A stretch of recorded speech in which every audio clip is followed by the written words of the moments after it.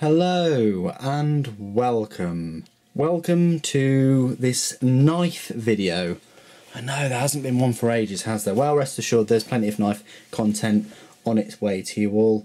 I do apologise that there hasn't been any recently, but there we go, it is what it is. A little bit of a mini channel update. I am in talks with a few people to try and get some more knives to review, so I do thank you for your patience, and as always, it will be rewarded. I just thought I'd mention that. Hopefully it pays off, and I can do a lot more reviews for you all, which is great. Now, this video though, I was requested, and this is how my channel works a lot of the time. You as a subscriber or viewer, whoever, put out a suggestion, and I do my best to try and fulfill that for you. One of the suggestions was do a flipper video. No, nothing to do with dolphins, but with knives that are flippers. That's the deployment method anyway. I'll start off with a flipper fail. Right. So this is my Bourka, a Trance 42, and although it has the little push there, you can try all your might, but even the Hulk will not deploy that, you know, as it's meant to. So you're best off opting for the thumb studs. So question is it really a flipper? No, I don't think that it is, but it's got that anyway, so don't let that fool you. Moving on, I've got two CRKT flippers, which is this one. This is the Marta Razor. It's here. Now, flippers are legal in the UK to purchase and own. You're just not allowed any kind of spring-assisted knives, you know, where you push a button and it flips open. Because I would actually say that I could flip with the thumb a Spyderco quicker than that, if it's well lubed and things, so I don't think that's much of an issue, and the actual flipper button there acts as the choil. Is it a good flipper? Not. It's not amazing because it's a liner lock and there's no cutout there, so it's difficult to kind of play with, I suppose, in disengaging the lock and resetting its position, but it deploys nice and quick. It's not that strong of a locking knife anyway. I certainly wouldn't go anything more than hard cardboard with this, but there you go, it is what it is. That's the Marta Razor. Got another CRKT which I really love. It's just a shame about the weight. They do a titanium handle scale version, I believe, with better steel, and or it's just fluted, I can never remember, but either way, that knife's really excellent too, and this one is super lightning quick to deploy. It really is.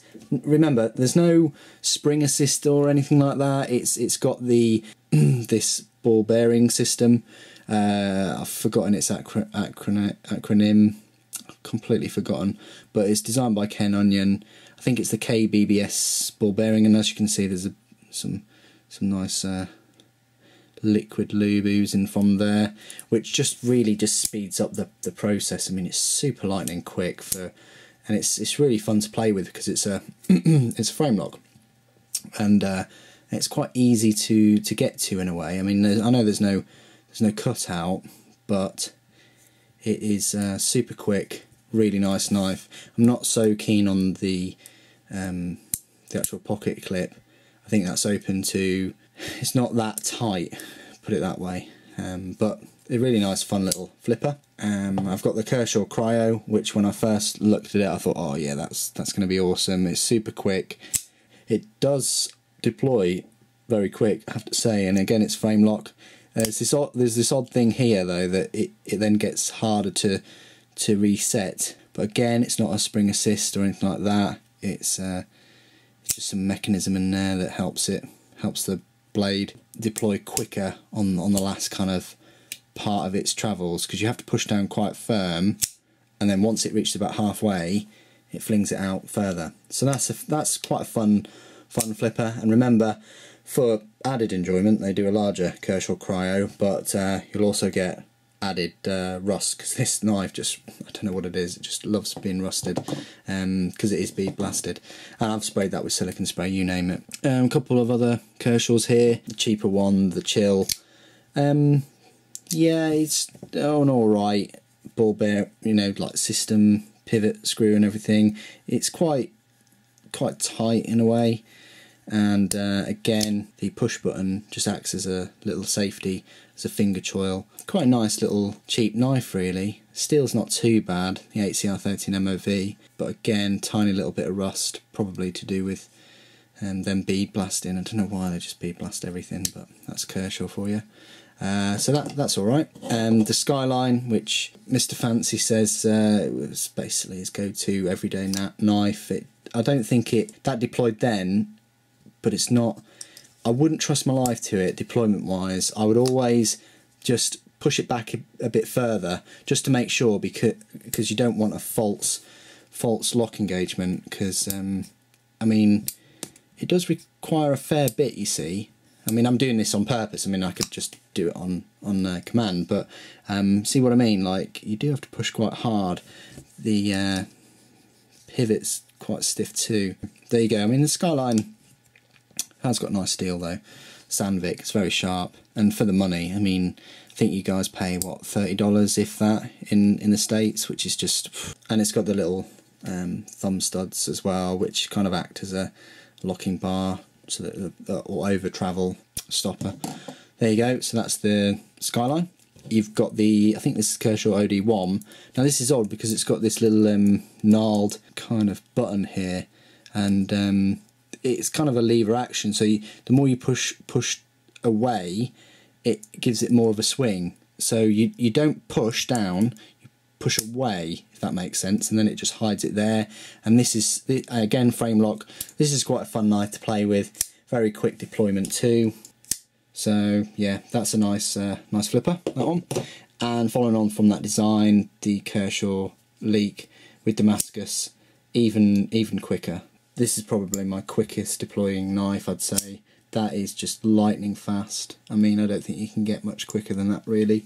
This and the Swindle, just, I mean, that looks like an assisted kind of knife. I mean, I have heard the more you play with it, the more it gets worn out. No, the more you kind of deploy this blade, it wears down the assisting mechanism in there, and it gets slower, or it can fail.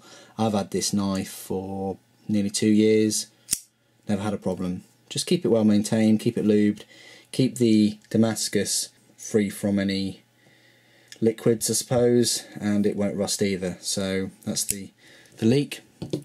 And finally, best till last, I suppose.